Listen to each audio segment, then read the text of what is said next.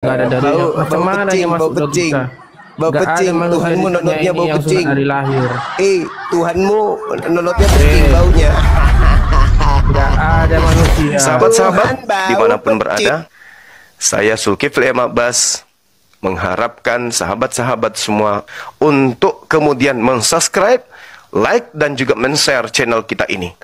Salam Tauhid, salam satu Tuhan. Kembali kita naik level.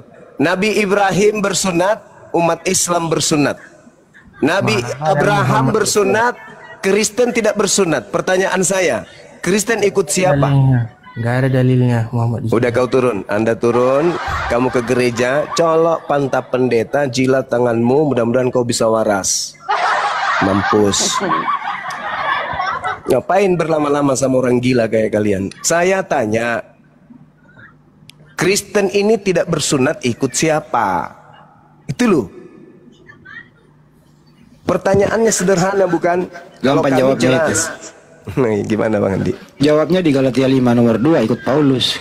Kata Ikut Paulus. Jika kau menyematkan dirimu, Kristus tidak berguna bagimu. Jadi ikut Paulus. Hancur mina. Kalau di Islam perintahnya jelas, An-Nahl tadi diterangkan, sudah diterangkan adik saya Dinda Nora Penghandi. Summa auhayna ilaika anittabi' millata Ibrahim hanifa wa ma kana minal musyrikin. Kemudian aku perintahkan Nabi Muhammad untuk mengikuti ajaran Nabi Ibrahim. Hanya orang Bahlul bin Stufid yang mengatakan Nabi Ibrahim tidak bersunat. Salah satu ajaran Nabi Ibrahim itu adalah bersunat. Kemudian Al-Quran menjelaskan di surah Al-Baqarah ayat 124. Wa izibtala Ibrahim rabbuhu bikalimatin fa'atammahunna qala inni ja'iluka linnasi imama qala wa min zurriyati qala la yanalu ahdiz zalimin. Dan ingatlah ketika Nabi Ibrahim diuji oleh Allah dengan beberapa perintah, lalu Nabi Ibrahim melaksanakan dengan sempurna perintah-perintah tersebut. Lalu kemudian Allah berfirman kepada Nabi Ibrahim, sesungguhnya aku menjadikan engkau wahai Ibrahim sebagai pemimpin bagi seluruh manusia. Lalu kemudian Nabi Ibrahim menjawab, dan juga dari anak cucuku. Bukankah demikian ya Rabb? Allah berfirman, benar, tetapi janjiku tidak berlaku bagi orang-orang yang zalim. Nabi Ibrahim menerima perintah untuk bersunat. Nabi Ibrahim kemudian meneruskan ajaran itu kepada keturunannya secara turun-temurun. Lalu Al-Quran menimpali, wa may yarghabu an millata Ibrahim illa man safiha nafsa. Orang yang membenci sunnatnya Nabi Ibrahim adalah orang yang memperbodoh dirinya sendiri. Kuclu. Al-Quran saya jelas menerangkan itu. Kamu semua. Ini si David, Bang. Enggak kamu, Deng. Ya, silakan. Pakai data, pakai ilmu, jangan pakai emosi. Mana Ibrahim? Oke, baik-baik. Di mana tunjukkan Ibrahim panggil Allah itu Allah? Nabi Ibrahim dalam Al-Quran. Dalam Al-Quran dong. Dalam Al-Quran dong. Dalam Al-Quran dong. Dalam Al-Quran jelas bagaimana Nabi Ibrahim alaihissalam itu menyembah kepada Allah. Jangankan Nabi Ibrahim, sabar dulu. Jangankan Nabi Ibrahim, Karisteng, manusia-manusia yang tidak bersunat ikut-ikut nyebut Allah, apalagi Nabi Ibrahim. Itu loh. Karisteng, penyembah makhluk halus, ikut-ikutan menyebut Allah. Menyebut Allah, si Karisteng ini agama dari barat yang dibawa oleh penjajah ini, yang tabiatnya kayak menjajah terus, merampok, menjajah, merampas, itu aja kerjanya nih agama. Karisteng aja merampas kata Allah dari Al-Quran, itu fakta. Nah, sedangkan Nabi Muhammad itu ikut daripada kakeknya Nabi Ibrahim. Nabi Ibrahim pun menyembah kepada Allah. Nah, kalau agama dari Belanda warisan penjajah ini, dari mana ambil kata Allah ini? Lalu dibacanya Allah. Dari mana? Gak bosan jadi pencuri? Gak bosan? Gak malu? Sebentar dulu, Anda gak usah. Gak malu kau? Gak malu kau jadi agama penjajah, diwariskan penjajah, kau curi kata Allah, itu gak malu? Gak malu? Jangan terkait-kait. Iya, saya tidak kejang-kejang. Kamu saya tanya, dari mana agama penjajah, warisan penjajah ini mengambil kata Allah? Oke, baik. Ayo, jawab, dari mana, Bang. baik? Dari mana, baik? Dari mana? Teroris Ibrahim bilang ada namanya di situ Alois itu? Saya tanya, dari mana agama Paluka, warisan penjajah ini, mengambil kata Allah? Dari mana perampok? Kau mau perang data dengan saya? Kusuapin kau data. Kau mau perang-perang tegas-tegasan? Kurobek otakmu kubuat. Kau mau menghina di sini? Kubuat ginjalmu pindah menjadi jantung. Agama warisan penjajah kok belagu. Kalau mau diskusi itu diskusi yang baik, ditanya jawab. Sebagaimana kami ditanya kami jawab. Jangan kau ikuti warisan penjajah, tabiatnya menjajah, merampas, maunya menekan terus, maunya menjajah aja terus, maunya bertanya aja terus. Jangan kau pakai tabiat pembawa agamamu ke sini, jangan. Kalau kau bertanya dan kami sudah menjawab, lalu kemudian kami bertanya balik, jawab itu, wahai agama penjajah. Kau so hebat kali kau. Dani. Tak bisa dibayangkan kalau kalian mayoritas di Nusantara ini, ya. Minoritas aja kalian belagu. Dani.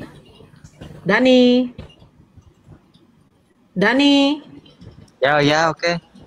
Ya, Jangan selamat menghina, malam. jangan menghina. Assalamualaikum, Bertanya. Assalamualaikum Bang Juma. Aduh, kan udah saya bilang, Bang.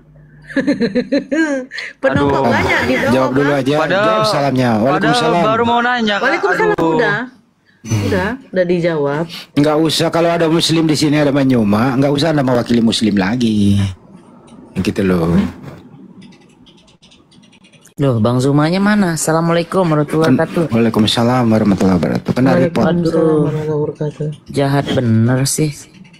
Jadi tentang Jadi tentang sunat ini, hanya orang-orang yang tidak bersunat memprotes orang yang disunat.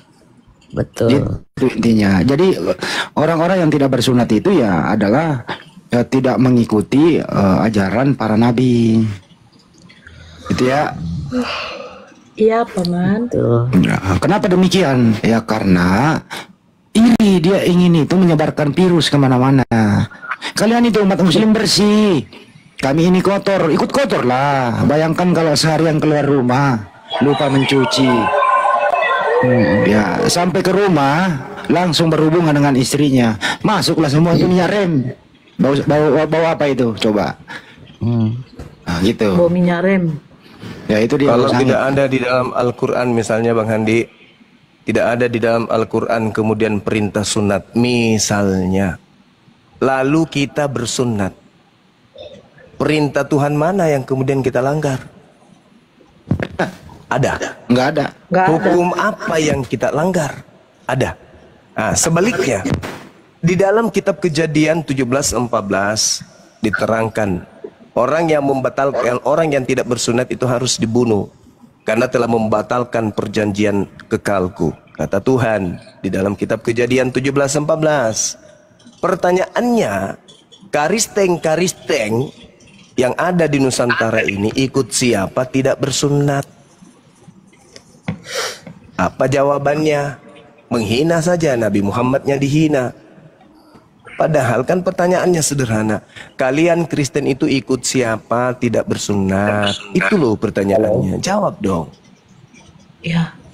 Kalau bukan Tommy, silakan Tommy kalau mau. Saya besar. Mau tanya ke Bang Zuma. Halo Bang Zuma. Iya, halo juga. Assalamualaikum. Halo.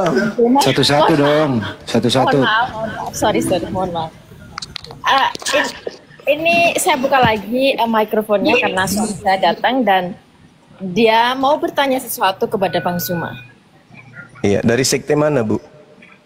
Saya dari Islam, saya Muslim, saya membawa suami saya masuk Islam tahun 2018 dan dia memiliki banyak pertanyaan yang terkadang saya sulit untuk menjawabnya karena saya belum memiliki ilmu yang begitu dalam tentang keislaman atau bahkan tentang kekristenan yang dulu dia pernah anut. Jadi terkadang suami saya itu bertanya tentang keimanan Islam yang aku tuh masih sulit untuk menjelaskan karena keterbatasan ilmu saya. Dan di sini suami saya mau tanya sesuatu sama Bang Zuma. Iya, silakan, silakan. Que você quer falar? Sobre a questão? Não, perguntei lá. Que sua mãe vai... Meu pai, minha família, porque todos clamam a Deus, só que aqui o pessoal aprendeu a falar de Jesus antes, né? Então, tudo que eles usam de Jesus vai cancelar? Abang Zuma katanya seperti ini, kan kedua orang tuanya masih memeluk Kristen, Kristen Protestan, dan suami aku tuh tanya, kalau aku sudah masuk,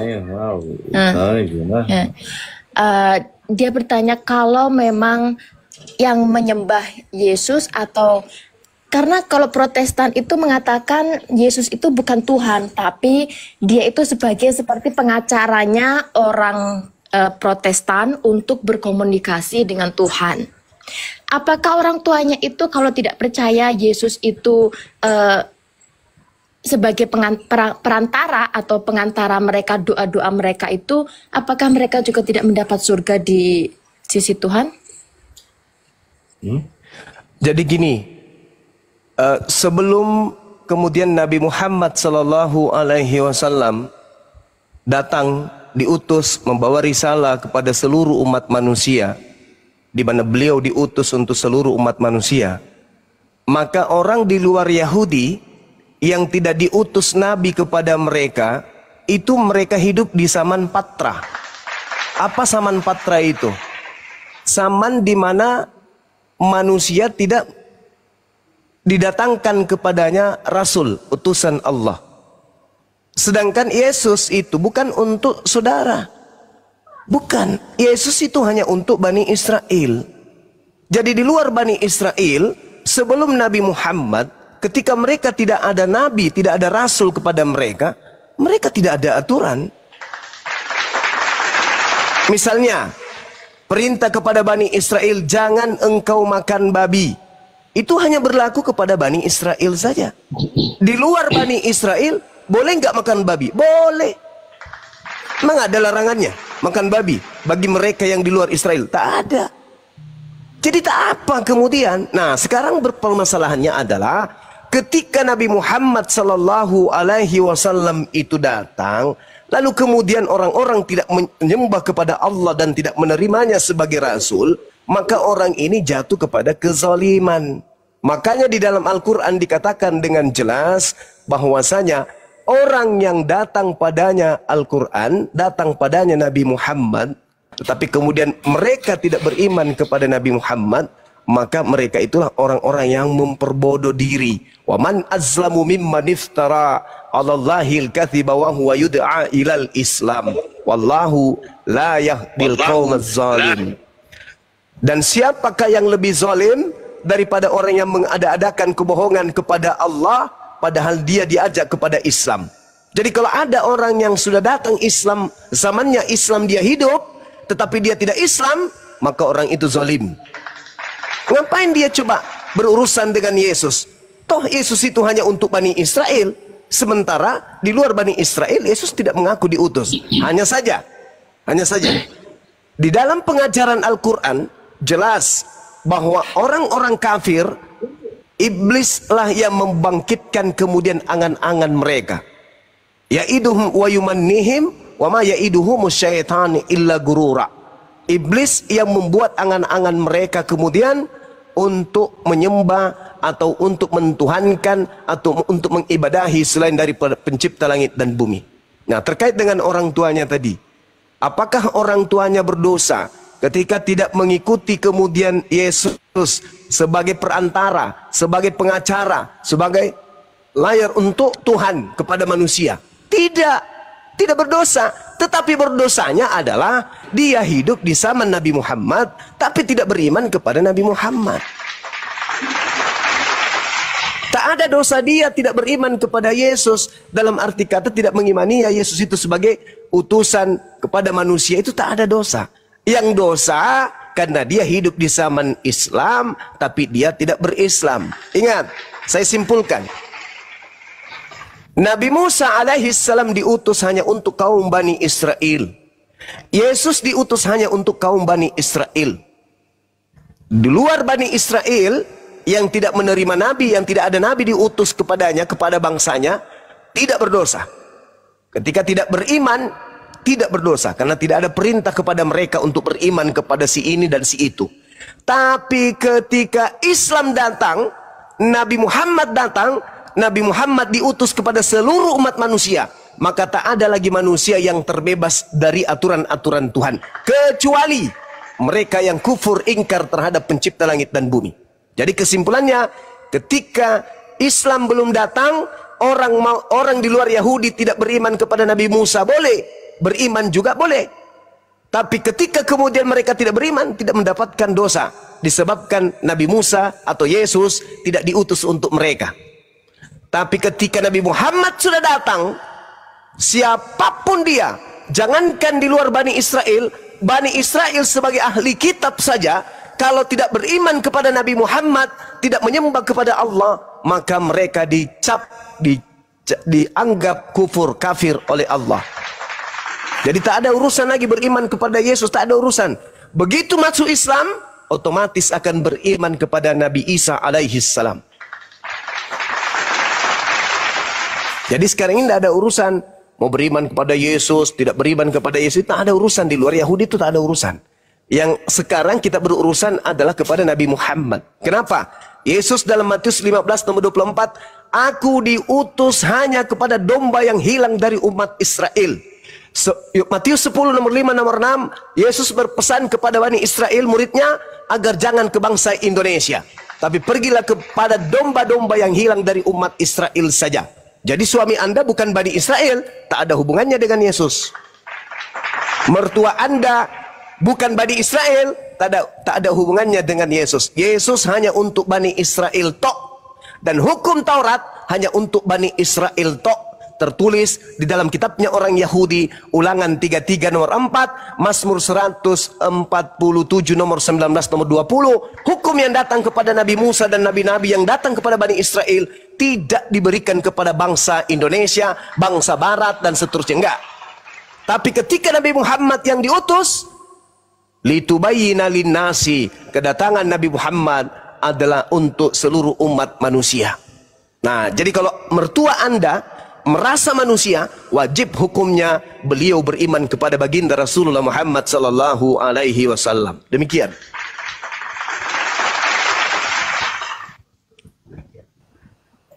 Halo. Oke, jadi kalau misalkan mereka tidak beriman kepada Nabi Muhammad, berarti tidak ada tanda keselamatan, begitu? Ya, nggak ada keselamatan. Mereka zalim. Dan kenapa saya memperhatikan di Brazil itu mayoritas adalah orang Kristen. Dan sepertinya mereka itu memaksakan sekali menjadi bagian dari orang Yahudi. Bahkan mereka sangat mendukung apa yang mereka lakukan kepada Palestina. Dan mereka itu juga seperti kayak, ini loh saya bagiannya juga dari Yahudi, maka apa yang dilakukan Yahudi itu seperti bagian dari tubuh kita, seperti itu. Saya pun juga bingung kalau memang Kristen itu tidak ada hubungannya dengan Yesus, karena yang saya tahu mereka juga tidak mengikuti hukum-hukum yang Yesus telah terapkan di dalam itu dia. Perjanjian Lama. Karena yang dalam perjanjian baru itu menurut saya itu kayak berbanding balik begitu yang mereka kerjakan. Dan bahkan mereka mengklaim tidak, karena Yesus mati di kayu salib itu untuk menebus hukum-hukum itu. Maka kita tidak perlu lagi menjalankan apa yang diperintahkan yang di Old Testament gitu. Jadi kita sudah jaya, kita tidak perlu dibebankan oleh hukum-hukum tersebut. Makanya kita bisa makan babi, katanya ini yang itu, seperti itu. Jadi saya masih banyak grumble begitu dalam hati saya, karena saya tuh berusaha untuk menyampaikan Islam, begini loh Islam begitu. Tapi mereka pun juga enggak, yang ini yang benar, yang ini yang kita percayai, bahwa tidak ada jalan kepada Tuhan, kita tidak akan pernah masuk surga kalau tidak melalui Yesus. Seperti itu. Aku pun juga di sini sebagai minoritas, sebagai sendiri untuk mempertahankan iman saya sendiri, untuk melindungi agama saya itu sangat sulit, sangat sulit. Apalagi saya memiliki anak kecil, anak saya yang masih berusia 6 tahun. Dia ini bersekolah dan di sini nggak ada sekolah Islam, di sini nggak ada sekolah Muslim. Saya harus menjelaskan dari nol untuk dia mengenal Islam. Itu sangat sulit bagi saya. Itu sangat sulit. Bahkan di sekolah itu kan di sini semua sekolah pasti Kristen atau Katolik, Protestan atau Katolik. Itu juga membuat hambatan bagi saya. Bagaimana saya menjelaskan? Saya bagaimana menjelaskan begitu, dan terkadang suami saya itu memberikan pertanyaan yang, aduh gimana nih aku menjelaskannya nih gitu, tentang apa ibadah-ibadah dia, tentang begini, karena dari kecil dia dipupuk dengan Kristen begitu, jadi sangat kuat keimanannya. Yang dulu ya, kalau sekarang dia sudah Muslim, dia sudah, tapi dia itu memiliki keinginan bagaimana cara menjelaskan kepada kedua orang tuanya. Memang sulit begitu. Yang saya tidak pahami ketika saya diajak debat sama mereka, ketika saya diajak berkomunikasi karena di sini seringkali terjadi kumpulan dari gereja-gereja seperti itu, kayak kesaksian Jehovah itu seminggu sekali datang ke rumah kita karena kita juga tinggal bersama dengan 3 orang dari mereka, dan itu membuat saya tuh tersudut begitu karena tidak mudah untuk menjelaskan keimanan saya. Mereka mengatakan inilah yang benar, inilah yang paling betul karena ada datanya ini, ada datanya begitu. Itu membuat saya sangat berada di pojokan hanya untuk melindungi keimanan saya saja. Iya, baik Mbak. Jadi gini, sampaikan aja kepada mereka bahwa Yesus di dalam Bible meminta kepada muridnya Bani Israel itu agar waspada kepada penyesat, di mana penyesat itu bergelar Kristus. Yesus untuk Bani Israel. Yesus berpesan kepada muridnya agar waspada kepada penyesat yang datang dengan memakai nama Yesus dan berkata, akulah Kristus. Berarti menurut Yesus akan muncul penyesat setelahnya mengaku-ngaku Yesus Kristus. Dan Yesus Kristus sang penyesat ini akan menyesatkan banyak orang. Itu tertulis di dalam kitab mereka Matius 24 nomor 4 dan nomor 5. Sekarang pertanyaannya, di atas muka bumi ini yang mengklaim diri mereka sebagai pengikut Kristus itu siapa? Karena Kristus Mesias itu hanya dijanjikan kepada Bani Israel saja. Sedangkan Mesias palsu itu menyesatkan banyak orang. Dalam arti kata, Mesias palsu ini akan mengaku kepada seluruh manusia bahwa dia adalah utusan untuk seluruh manusia. Tanya aja kepada mereka, apa gelar daripada penyesat yang datang setelah Yesus yang datang kepada Bani Israel? Yesus yang asli hanya untuk Bani Israel. Yesus penyesat itu mengaku untuk seluruh bangsa. Pasti berbeda antara Yesus yang datang kepada Bani Israel dan Yesus yang mengaku dirinya untuk seluruh bangsa. Dan Yesus berpesan agar waspada kepada penyesat yang bernama Yesus Kristus itu yang akan menyesatkan banyak orang. Nah, kalau ada Kristus menyesatkan banyak orang, tentu orang-orang yang disesatkan ini memiliki gelar, yaitu pengikut Kristus. Siapa pengikut Kristus? Islam atau Kristen? Sederhana bukan? Yang kedua, ada tidak di dalam Bible ajaran yang mengatakan damai sejahtera itu adalah sesat? Ada nggak di dalam Bible bahwa damai sejahtera itu menyesatkan? Bahwa damai sejahtera itu tidak baik? Tidak akan pernah ditemukan. Damai sejahtera dalam bahasa Arab disebut salam. Dalam bahasa Ibrani disebut Shalom. Yesus sendiri adalah juru selamat. Berarti kalau Yesus juru selamat, berarti dia juru salam. Salam ini adalah akar kata dari Islam. Berarti Yesus adalah juru Islam, bukan juru Kristen. Kalau mereka tidak percaya, silakan ajak ke sini, mari berdiskusi dengan Bang Suma. Ada tidak Yesus mengajarkan dirinya sebagai juru Kristen? Tidak ada. Justru Yesus mengajarkan muridnya agar menghindari Kristus palsu. Berarti menghindari Kristen.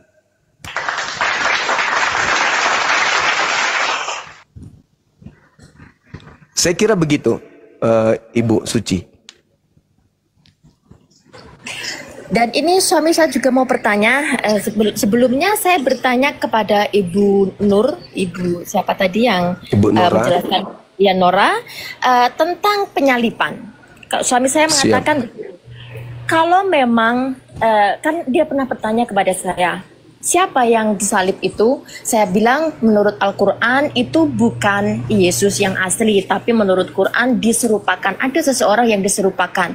Terus suami saya tanya seperti ini, kalau memang diserupakan, bagaimana kronologinya? Karena di sana ada 3 orang yang tersalib, di tengah-tengah itu adalah Yesus, dan ada 2 orang lagi.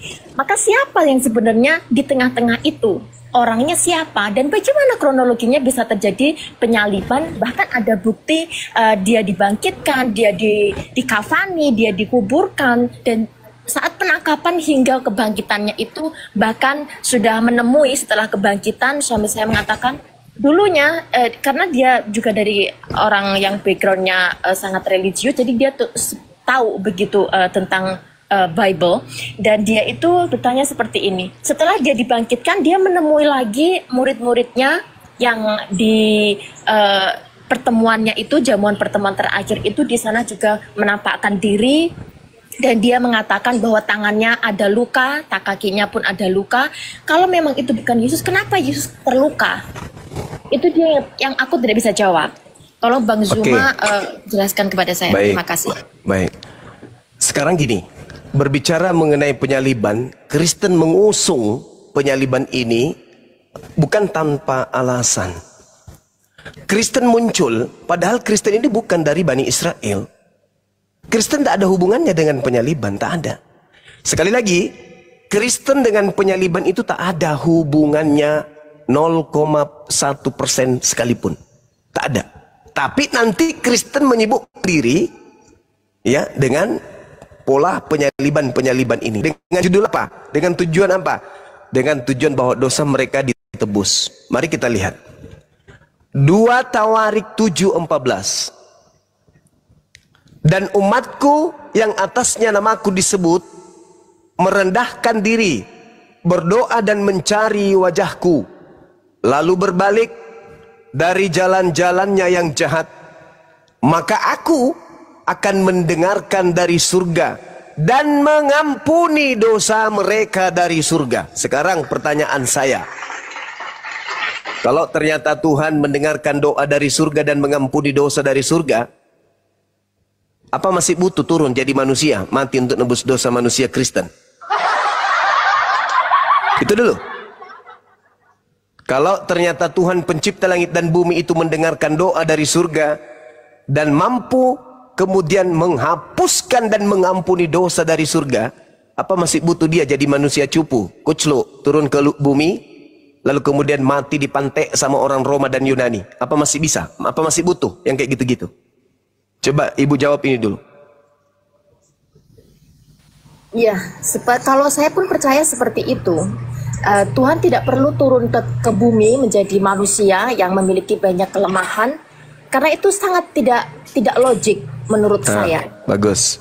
Dan nah sekarang kan kepada dia, jikalau Tuhan bisa kembali ke dunia ini menjadi manusia untuk menyelamatkan manusia, kemungkinan besar kayak orang India, ada Tuhan yang berbentuk gajah, ada Tuhan yang berbentuk ular. Mungkinkah Tuhan akan menyelamatkan gajah? Mungkinkah Tuhan akan menyelamatkan ular yang seperti itu? Dan saya mulai berpikir, mungkinkah kan Tuhan itu maha kuasa, dia bisa berbuat, tapi itu bukankah menurunkan tahtanya dia sebagai Tuhan, kuasanya sebagai Tuhan? Tuhan tidak perlu melakukan itu. Kalaupun dia berkuasa seperti orang yang membuat komputer, orang yang membuat komputer tahu kelemahan komputer, maka dia tidak akan pernah turun menjadi salah satu elemen yang ada di dalam komputer. Dia tahu cara how to solve it. If you have a problem, he know how to solve it. So aku mengatakan kepada dia, Tuhan tahu kalau kita punya masalah sebelum Tuhan menciptakan manusia, Tuhan pasti tahu bagaimana cara menyelesaikan masalah yang ada di dalam diri manusia. Tuhan tidak perlu menjadi manusia atau menjadi yang selemah ini, yang sejijik ini sebagai manusia. Saya katakan itu kepada suami. Dan dia pun masih, karena dia adalah orang yang sangat logik juga, jadi dia sangat menangkap itu dengan cepat. Tapi terkadang ada juga yang mengatakan seperti ini. Dia bertanya kepada saya, terus kalau memang dosa Adam dan Eve itu menjadi di dalam darah daging kita, bagaimana kita caranya untuk membersihkan? Itu yang dia percaya bahwa ada dosa yang masih diwariskan dari Adam dan Eve. Itu yang saya masih kurang paham untuk menjelaskan kepada dia. Tolong Bang Zuma menjelaskan kepada saya. Terima kasih. Iya. Jadi tidak ada dalil di dalam kitabnya orang Yahudi sebagai pemegang kitab kalau Adam alaihissalam itu mewariskan dosa. Itu nggak ada. Tidak ada. Satu data pun tak ada. Selain di kitabnya orang Kristen. Yaitu di dalam buku Roma 5 nomor 12. Orang Yahudi sang pemilik kitab itu tidak mengenal dosa waris. Jadi saya katakan itu bukan dosa waris, itu adalah bohong waris. Kebohongan yang diwariskan secara turun-temurun. Manusia ini dicipta oleh Allah turun ke atas muka bumi ini sebagai pemimpin. Untuk menjadi pemimpin, maka manusia diberi akal. Karena dia telah memiliki akal, maka wajib hukumnya manusia itu harus tahu baik dan jahat. Baik dan buruk, tinggi, rendah, panjang, pendek, dan seterusnya. Harus. Sebelum Adam makan buah ilmu pengetahuan baik dan jahat, Adam nggak tahu apa-apa. Jangankan mengerti baik, mengerti yang jahat, untuk mengetahui dirinya telanjang aja kagak. Jadi harusnya kita sebagai cucu Adam, dengan makannya Adam buah pengetahuan berdasarkan standar Bible, maka kita manusia bukan mengutuk Nabi Adam, malah berterima kasih kepada Adam. Coba Anda bayangkan, kalau ilustrasi yang muncul di Bible itu tidak terlaksananya Adam makan buah pengetahuan baik dan buruk. Adam disertakan padanya jasad lengkap kelamin. Wanitanya pun istrinya lengkap kelamin. Mereka makan minum, disiapkan makan minum di Gan Eden. Saripati yang masuk ke dalam tubuh Adam dan istrinya, sebagian daripadanya menjadi sperma. Apa yang terjadi ketika biologis kepenuhan sperma, maka si Uco akan mencari tempat persinggahan. Apa yang terjadi? Adam akan bercocok tanam kepada istrinya. Maka Adam yang tidak mengerti baik dan buruk, tidak mengerti pakaian, tidak mengerti pakai celana, tidak mengerti pakai baju, akan beranak cucu dan anaknya juga akan diwariskan sama seperti itu. Pertanyaannya, apa bedanya Adam ketika itu terjadi dengan kambing? Tak ada bedanya, karena Adam tidak tahu baik dan buruk. Maka ketika Adam makan buah ilmu pengetahuan antar baik dan jahat, maka ketika itu kemudian kemanusiaannya, fitrahnya sebagai pemimpin lengkap sudah, sampai dia bisa membuktikan ini yang baik, ini yang buruk, ini telanjang, ini tidak telanjang, sehingga dia turun ke bumi sebagai risalah dia sebagai pemimpin, mampu menaklukkan kemudian alam semesta ini dengan ilmu pengetahuan yang ada, yang itu dasarnya akal. Sekarang bisa tidak kira-kira Adam dan keturunannya seperti kita ini menciptakan barang-barang elektronik tanpa kita tahu baik dan buruk? Bisa tidak manusia keturunan Adam membuat pesawat? Bisa tidak membuat HP? Bisa tidak menciptakan TikTok? Bisa tidak membuat komputer? Bisa nggak? Boro-boro menciptakan itu semua, mengetahui dirinya telanjang aja kagak. Jadi apa yang harus kita ungkapkan kepada Nabiullah Adam alaihissalam? Ucapan terima kasih kepada beliau. Andai saja Adam tidak makan buah pengetahuan jahat, baik dan jahat, maka manusia tidak akan tahu bagaimana caranya beradab, bagaimana caranya bernorma, bagaimana caranya beradab. Nggak ada yang tahu itu. Kenapa? Karena tidak tahu baik dan buruk. Bicara aja kagak. Mungkin andai Adam itu tidak makan buah dan buruk, baik dan buruk, kalau kita berbicara mungkinnya itu juga baik kalau kita ngerti. Apa yang kita pakai ngerti, nggak ada alatnya. Jadi ketika Adam diperintahkan jangan makan buah ilmu pengetahuan baik dan jahat, dia seibarat bayi yang tidak mengerti perintah itu. Seorang bayi diperintahkan jangan sampai kamu bergeser ke tempat tidur ya nduk. Kalau kamu bergeser nanti kamu jatuh. Ngerti enggak si bayi? Ya enggak. Kalau dia jatuh salah enggak si bayi? Ya enggak. Karena dia enggak tahu. Ternyata kalau di pinggir kasur jatuh, tempat tidur jatuh, larinya ke bawah, kepala kena lantai sakit. Taunya dia cuma nangis. Iya. Kenapa dia jatuh? Karena dia enggak tahu. Walaupun beribu perintah diperintahkan kepada bayi, jangan gini ya nak, jangan gini ya nak, tetap saja anak bayi ini tidak akan paham. Dan kalau anak bayi ini jatuh, siapa yang salah?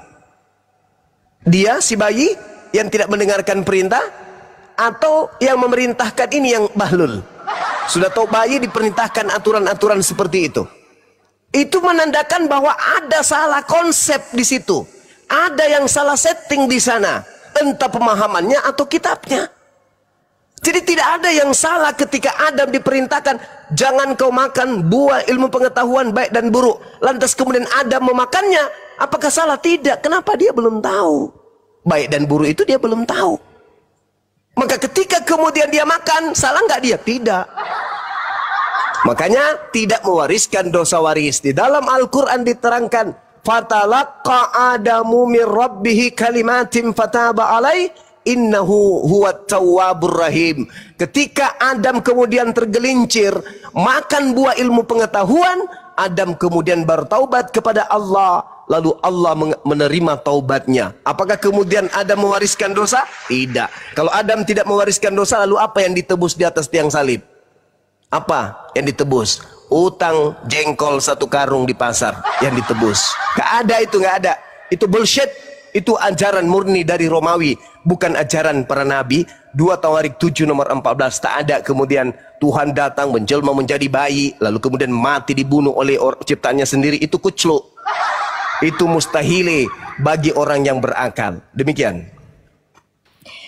Dan juga masih tentang ini Kristen, di suami aku mengatakan seperti ini. Kalau memang iblis itu dulunya adalah malaikat, bukankah malaikat dan iblis itu diciptakan dari elemen yang berbeda?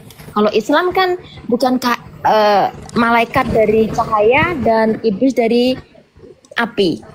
Tapi di Kristen itu katanya ada cerita yang seperti iblisnya dulunya adalah seorang malaikat yang baik dan akhirnya turun di dunia ini. Bahkan suami saya mengatakan ada malaikat yang menjadi iblis dan memiliki keturunan dari manusia seperti itu. Apakah itu ada benar adanya atau bagaimana perbedaan antara malaikat dan iblis ini? Apakah malaikat itu punya juga keinginan seperti iblis, punya kehasrat atau punya nafsu seperti itu, seperti iblis, karena mereka sama-sama dari surga yang dulunya juga diberi kekuatan atau diberi sebuah power begitu dari Tuhan? Bang Juma tolong jelaskan. Iya. Jadi ketika kemudian diciptakan HP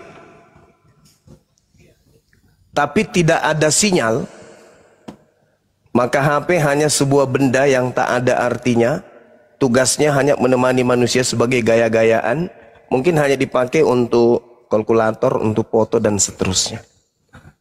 Tapi ketika menyusul ciptaan baru bernama sinyal, barulah HP kemudian bisa menyatakan dirinya sebagai benda yang memiliki fungsi yang sangat luar biasa. Begitulah iblis. Begitulah makhluk yang dicipta dari api.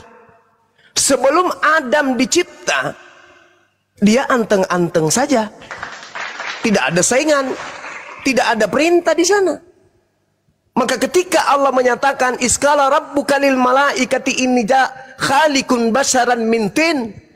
Ingatlah ketika Allah berfirman kepada para malaikat, sesungguhnya aku akan menciptakan manusia dari tanah. Fa idza sawaituhu wa nafakhtu fihi min ruhi fakaulahu sajidin. Kemudian apabila aku sempurnakan kejadiannya, Adam aku ciptakan kemudian, maka tunduklah kamu semuanya bersujud. Tunduklah kamu semuanya bersujud, termasuk makhluk yang dari api. Siapa itu? Iblis. Tunduklah kamu semuanya. Itu perintahnya. Jadi kalau ada yang mengatakan, mana perintahnya kepada iblis, kok nggak ada? Ada. Al-Quran surah Sad ayat 72. Fa iza sawaituhu wa nafakhtu fihi min ruhi fakaulahu sajidin. Kemudian apabila aku telah sempurnakan kejadiannya dan aku tiupkan rohku kepada Adam alaihissalam, maka hei kalian, tunduklah kamu dengan bersujud kepadanya. Itu perintah Allah. Itu perintah Allah. Kemudian maka fasajadal malaikatu kulluhum ajma'un. Lalu para malaikat itu kemudian bersujud semuanya illa iblis.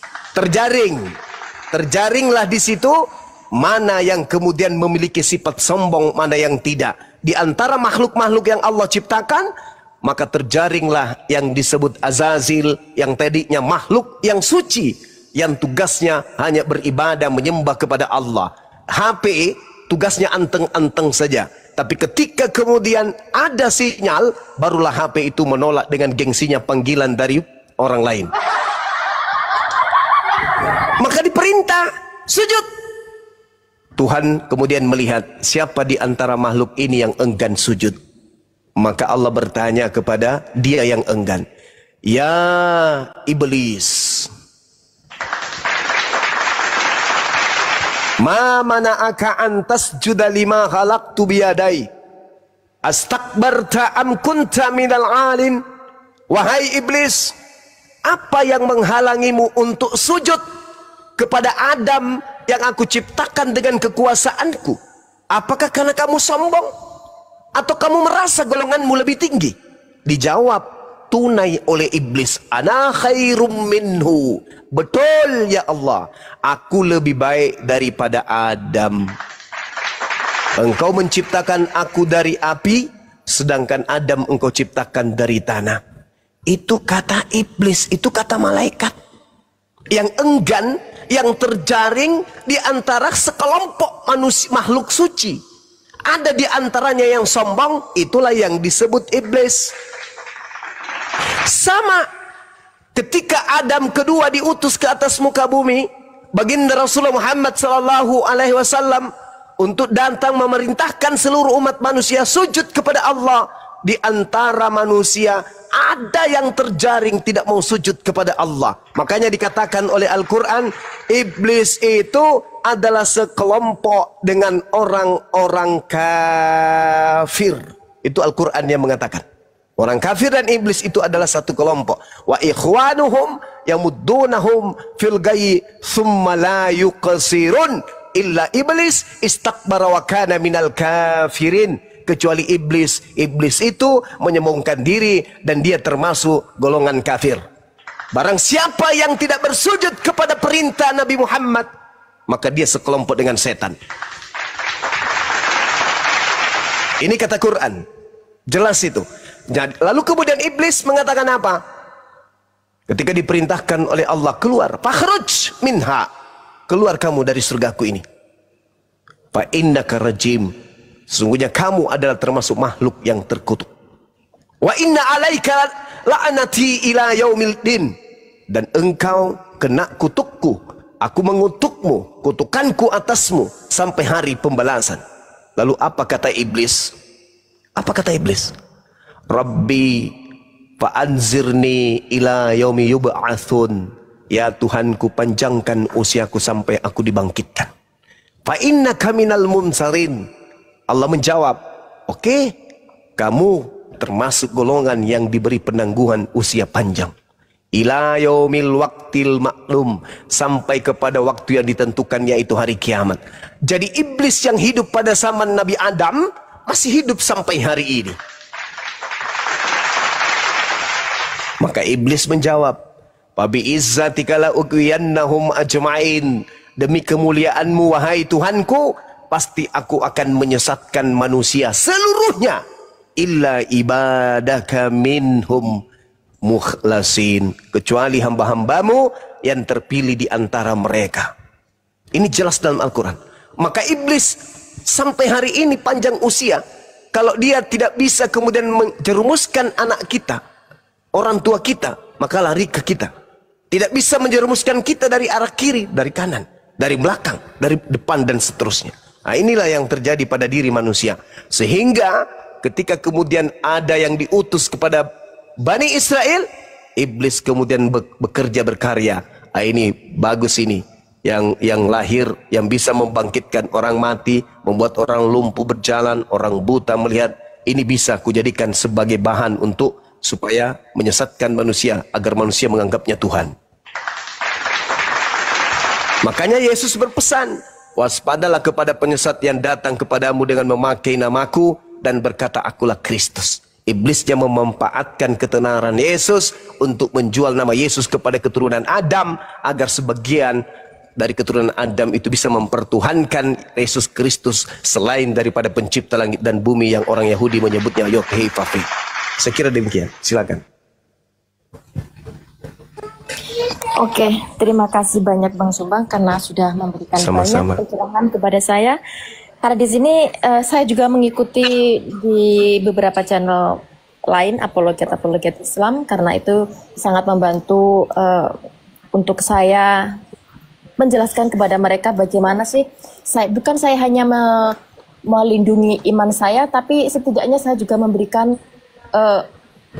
kayak mereka mau menarik saya, tapi saya juga mengatakan tidak, kalian tidak bisa menarik saya karena saya juga melihat beberapa cacat di Bible itu, dan itu bisa membuat saya mendapatkan kelonggaran agar tidak tertarik kepada apa yang telah mereka tunjukkan kepada saya.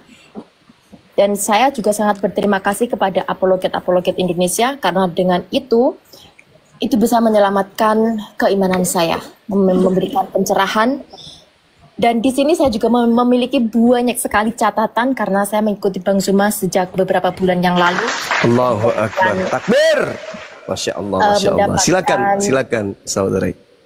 Iya, mendapatkan di YouTube, entah kenapa ada tiba-tiba ada YouTube yang apologet. Apa itu apologet? Saya penasaran sekali, kenapa ada apologet? Apa itu apologet?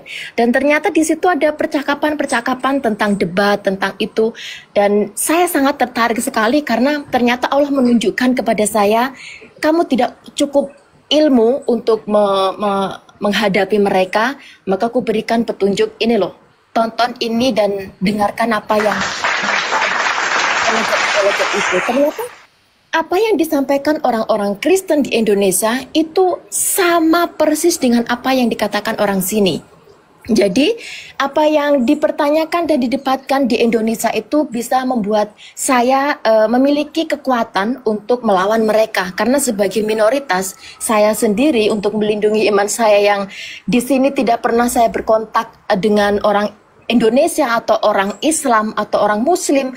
Tidak ada orang yang ada di belakang saya, dan saya pun juga dari keluarga yang biasa saja tentang religius, tidak begitu. Ya, orang tua saya mengatakan sholatlah, ngajilah, puasalah seperti itu, tapi tidak mendetail tentang apa itu, kenapa seperti itu, tidak ada dulunya. Jadi saya belajar sendiri, mencari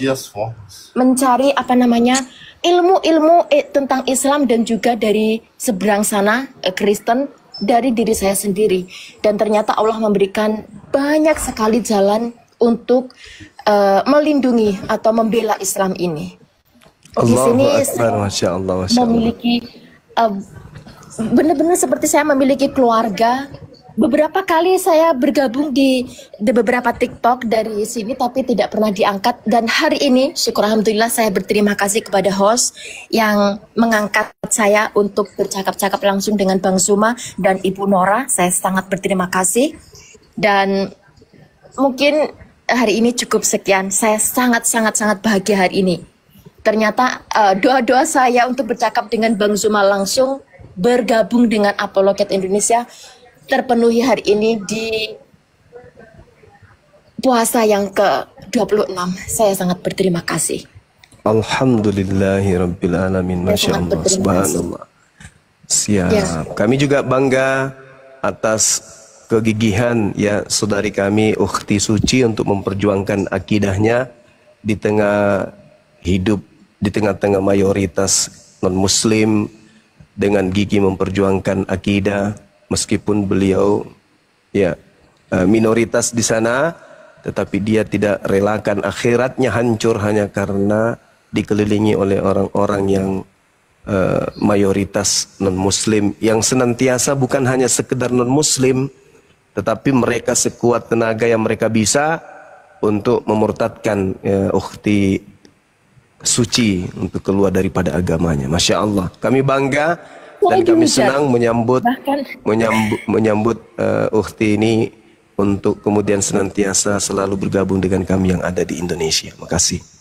Saya juga sudah dihujat selama beberapa tahun karena di tahun 2015 lalu saya memberanikan diri menikah dengan seorang non-muslim, dan saya menikah itu karena saya melihat suami saya itu orangnya sangat penasaran, dan dia ini orangnya sangat logik sekali. Jadi setiap kali saya menjelaskan tentang Islam, dia itu sangat tertarik. Dan dia senantiasa mendengarkan perkataan saya. Hingga akhirnya selama 3 tahun saya menikah, akhirnya suami saya mengambil langkah untuk menjadi seorang Islam. Dan alhamdulillah hingga hari ini dia juga masih berpegang teguh dan masih sangat bahkan semakin percaya bahwa Islam itu adalah jalan yang benar. Dan hujatan-hujatan itu sudah saya terima selama beberapa tahun karena saya mengambil langkah sebagai seorang muslim yang menikah dengan non-muslim kala itu. Tapi setelah suami saya masuk ke dalam Islam, saya menikah secara agama pula. Yang pertama dulunya saya menikah hanya dengan catatan sipil. Tapi setelah suami saya masuk ke dalam Islam, saya menikah secara agama pula.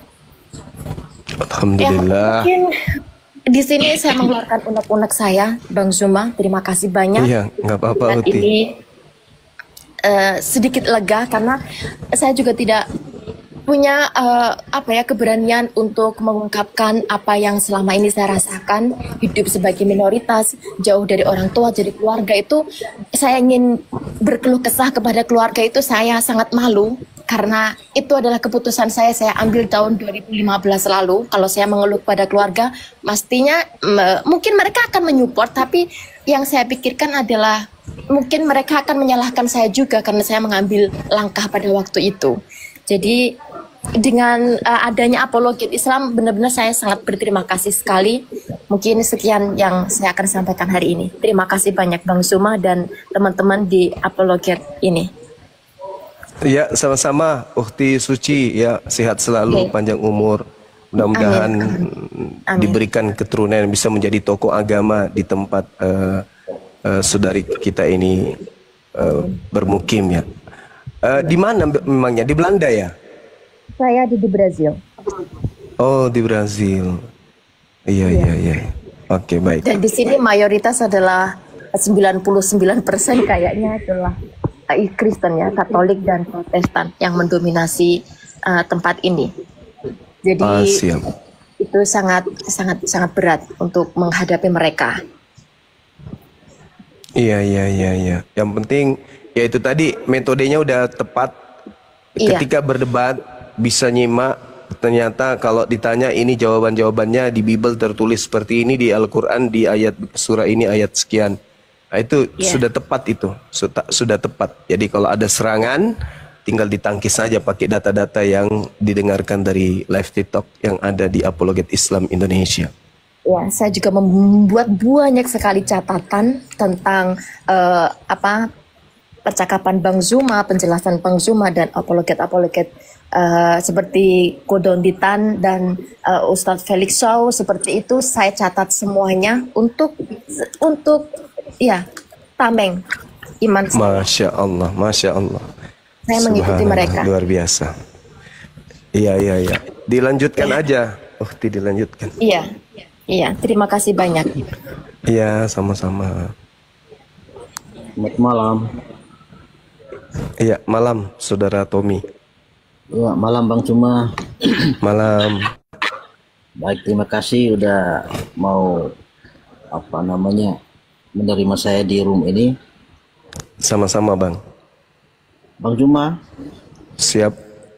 Ini sempat aku membaca satu artikel di Google nih tentang hadis Muslim nomor 3311. Iya. Itu dikatakan bahwa ketika suatu saat Muhammad dan pengikutnya pergi ke pemukiman Yahudi untuk sebelumnya Bang Timothy Kristen ya? Ya, Kristen, Pak. Baik, silakan. Ya.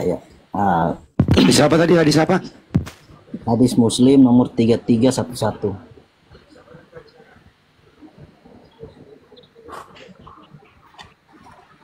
Nah, di situ diceritakan bahwa suatu ketika Muhammad dan beberapa pengikutnya pergi ke pemukiman Yahudi untuk menyerukan kepada orang Yahudi di sana untuk memeluk Islam. Nah, di dalam beberapa pembicaraan di terakhirnya Muhammad mengatakan bahwa ketahuilah sesungguhnya bumi ini kepunyaan Allah dan Rasulnya. Makanya itu apakah ada dalil atau wahyu sebelumnya sehingga Muhammad bisa mengatakan hal seperti ini, Bang Zuma? Mohon dijelaskan, Bang Zuma. Iya, surah Al-Fatihah itu jelas itu, Bang. Alhamdulillahirabbil alamin. Segala puji bagi Allah, Tuhan semesta alam.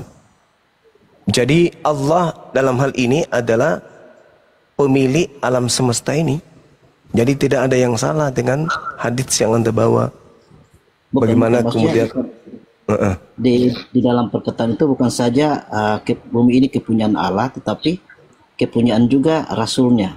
Itu gimana? Artinya bahwa apakah secara tidak langsung bahwa itu ada penyetaraan dalam hal kepemilikan bumi ini?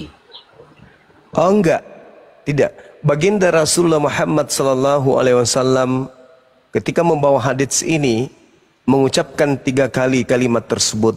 Ketahuilah sesungguhnya bumi ini kepunyaan Allah dan Rasulnya.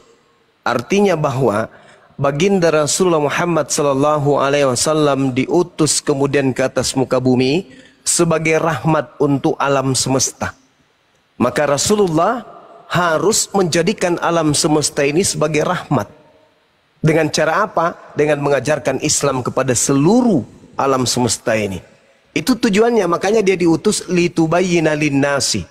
Nabi Muhammad diutus kepada seluruh umat manusia sebagai rahmatan lil alamin.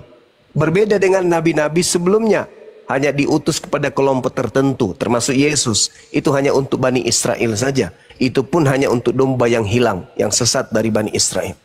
Sedangkan baginda Rasulullah Muhammad SAW diutus ke muka bumi ini untuk mengislamkan alam semesta. Jadi apakah menurut statement Bang Zuma itu, apakah itu sudah menunjukkan bahwa betul bahwa hadis ini mengatakan bahwa bumi ini adalah kepunyaan Allah dan Rasulnya? Iya, memang betul. Alam semesta ini kepunyaan Allah. Dan terkait dengan Rasulnya, Rasulnya itu adalah wakilnya. Wakilnya diutus ke atas muka bumi ini untuk mengajak orang-orang, menyeru orang-orang kemudian untuk kembali kepada pemilik alam semesta. Dia wakil Tuhan, dia duta Tuhan.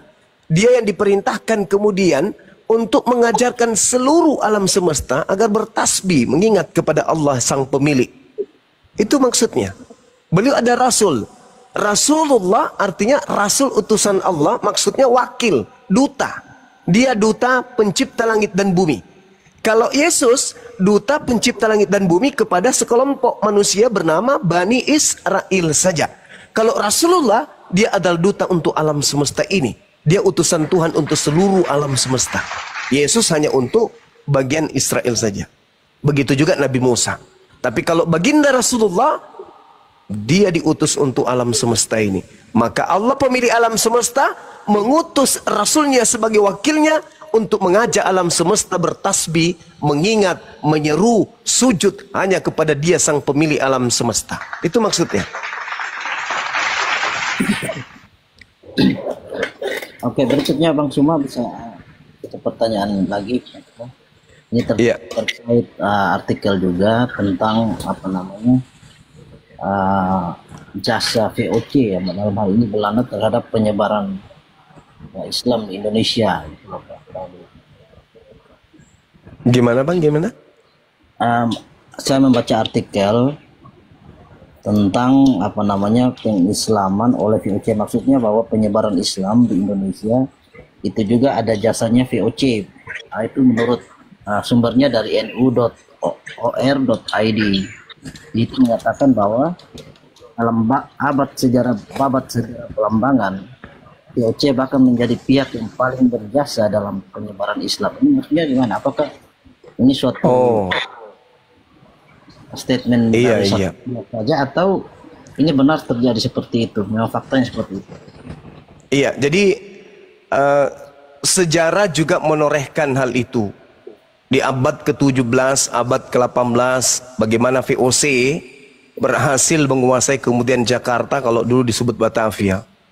Jadi VOC dalam hal ini Belanda menguasai Jakarta dan beberapa wilayah Nusantara lainnya. Nah, di luar daerah-daerah yang dikuasai oleh Belanda, yaitu kerajaan-kerajaan yang kemudian bernuansa Islam, itu masih berdiri sebagai kerajaan yang berdaulat, berbentuk negara. Di situ ada presidennya, di situ ada rajanya dan seterusnya. Dan kerajaan-kerajaan Islam ini itu memegang kendali atas pangkalan atau rute-rute perdagangan yang ada, termasuk yang dimanfaatkan oleh VOC. Nah, kemudian terjadi persaingan, perebutan kekuasaan, sehingga VOC mengambil kemudian kesempatan untuk menjadikan VOC ini sebagai sebuah kekuatan yang berhasil memaksakan perjanjian terhadap raja-raja yang ada di Nusantara ini. Tujuannya apa? Agar VOC mendapatkan kemudian kesempatan untuk masuk mengurus urusan-urusan kerajaan mereka. Nah, tujuannya apa? VOC ini agar terjadi urusan internal kerajaan-kerajaan yang ada di Nusantara. VOC dalam hal ini memiliki misi akhir, yaitu memecah belah kekuasaan kerajaan-kerajaan pribumi. Itu tujuannya. Jadi apapun VOC lakukan, termasuk intervensi nantinya, itu muncul setelah VOC ini berada atau menguasai atau duduk di kerajaan Banten misalnya. Jadi karena kerajaan Banten identik dengan kerajaan Islam, maka Belanda masuk ya, mencari-cari jati diri, mencari kemudian seakan-akan dia itu baik, seakan-akan dia memfasilitasi kemudian bahwa keyakinan yang ada yaitu Islam itu betul-betul harus kemudian mencapai tujuannya, yaitu siapa yang berada di dalam kekuasaan kerajaan harus mengikuti agama yang mayoritas dianut oleh kerajaan. Itu didukung oleh VOC untuk meminimalisir kemudian adanya perlawanan dari kerajaan tersebut. Nah, itu yang terjadi. Jadi bukan dia ikut memiliki misi bahwa harus Islam semuanya, enggak. Itu hanya dimanfaatkan supaya mereka bisa mengintervensi kemudian kerajaan yang ada. Pandai dia. Itu yang terjadi. Dan itu memang sejarahnya seperti itu. Berarti secara tidak langsung juga kan sudah ikut, ya. Seperti itu, Bang. Jadi Belanda ini misalnya walaupun tujuannya mungkin gimana? Artinya walaupun seperti itu, artinya secara tidak langsung VOC juga kan sudah berjasa menyebarkan Islam. Artinya walaupun tujuannya memecah belah, artinya mengkelompokkan. Oh tidak, Islam sudah ada, Islam sudah ada. Islam itu sudah menyebar, kerajaan sudah berbentuk, kerajaan-kerajaan Islam. Jadi dia masuk ikut mewarnai kemudian keadaan kerajaan. Contoh yang tadi saya katakan, kerajaan Banten, kerajaan Mataram, semua kerajaan-kerajaan ini diintervensi kemudian oleh VOC dengan jalan masuk ke dalam mereka, mendekati sultan-sultan, kerajaan-kerajaan, kesultanan yang ada. Untuk apa? Untuk kemudian mereka mendapatkan posisi di kesultanan atau pada kerajaan tersebut. Tujuannya apa? Supaya mereka leluasa kemudian melakukan aksi yang menjadi visi misi mereka.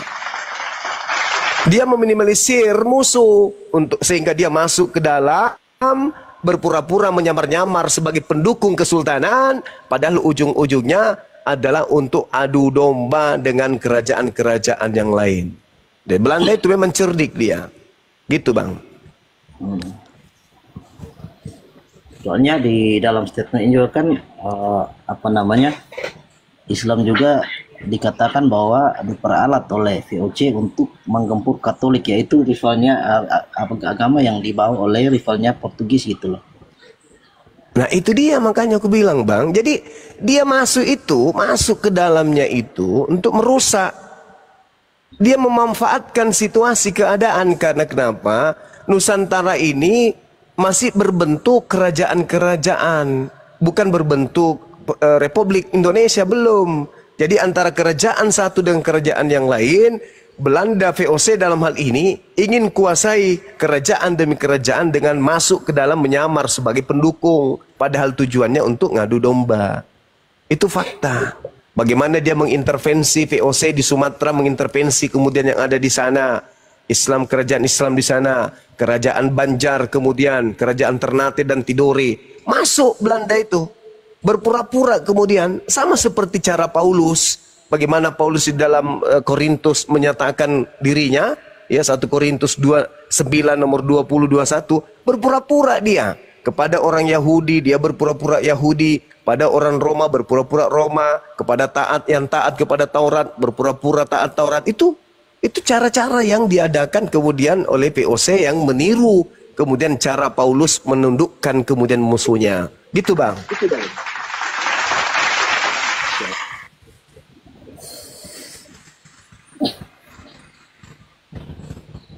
Itu aja, Bang.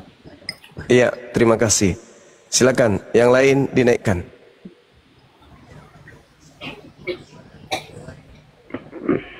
Kalau Tommy ini, Tom. Iya. Lu kalau beragama Kristen, Tom, dari mana kok bisa beragama Kristen? Ya dari lahir. Ya maksudnya Iya tahu. Terus dari berarti ibu bapakmu Kristen ya? Iya. Kakek nenekmu seterusnya itu berarti nyambung ke Belanda dong? Ya kalau nyambung maksudnya nyambungnya dalam hal? Ya Belanda kan bawa Kristen, kamu Kristen berarti nyambung. Ya kalau ajaran yang baik ya kenapa enggak boleh? Oh, Kristen ajaran baik ya. Memang ajaran baik. Baiknya di mana? Bagaimanapun tentang maksudnya kayak maksud lain daripada penjajah itu kan kita tidak mengambil contoh dari situ, tapi kan kita mengambil hal baik seperti agama yang dibawa itu. Yang baiknya mana? Ajaran yang dibawa Belanda itu baiknya yang mana? Ya baiknya seperti agama yang kita sekarang. Memang ada baiknya cuma yang dibawa Belanda. Lanjut deh, aku bakal lagu. Seperti ajaran-ajaran yang dari dari murid-murid Yesus sampai dengan ini dia di Indonesia ini.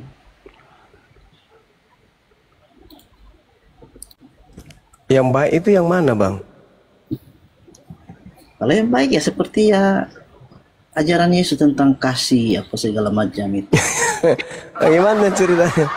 Menjajah kok kasih, gimana itu? Bukan, maksudnya bahwa implementasi itu kan namanya hak setiap orang, dia mau implementasinya dalam kehidupannya atau tidak, itu kan masing-masing orang gitu loh. Nggak semua harus dipaksa. Ya, maksudnya kasih yang dibawa Belanda itu yang mana? Kasih yang Kasih apa? Kasih pembunuhan, kasih anak jadi yatim, kasih ibu-ibu jadi janda gitu. Bukan. Menjajah, merampas, memperkosa, mengadu domba, menghancurkan pondok-pondok pesantren, membunuh para ulama, membunuh pribumi, itu kasihnya maksudnya. Artinya bahwa memang Belanda membawa agama Kristen, tapi perbuatan-perbuatannya menjajah, menghancurkan, membunuh segala macam kan bukan implementasi daripada agama yang dia bawa gitu loh. Ya, lalu bagaimana dia mengajarkan kasih kalau tugasnya kerjanya membunuh, merampas, merampok? Ya mengajarkan kasihnya di mana maksudnya? Iya, misionaris. Yang kemudian kerjasama dengan Belanda. Iya, saya ngerti. Maksudnya gini, yang mau diperbudak oleh Belanda dikristenkan, yang tidak mau diperbudak dibunuh, kan gitu. Yang mengkristenkan, yang mengkristenkan para budak misionaris, ya toh, karena tidak mungkin dikristenkan yang melakukan perlawanan, tidak mungkin satu tempat ibadah orang yang melawan dengan Belanda. Yang dikristenkan misionaris adalah para budak-budak penjajah. Gini bang, artinya bahwa bukan saja budak-budak yang dijajah atau apa, mau Kristen, mau Islam, mau apa. Ya budak lah, karena tidak mungkin Belanda yang bertani. Gak mungkin Belanda yang jadi peternak, gak mungkin Belanda yang kemudian jadi pelaut, nelayan cari ikan untuk penjajah. Yang menjadi nelayannya Belanda, yang menjadi tukang cucinya Belanda, pemuas seksnya Belanda. Karena mereka prajurit Belanda itu tidak bawa istri, maka yang menjadi korban pribumi. Nah, pribumi yang mau tunduk di bawah kaki penjajah itulah yang dikristenkan oleh penjajah, paluka.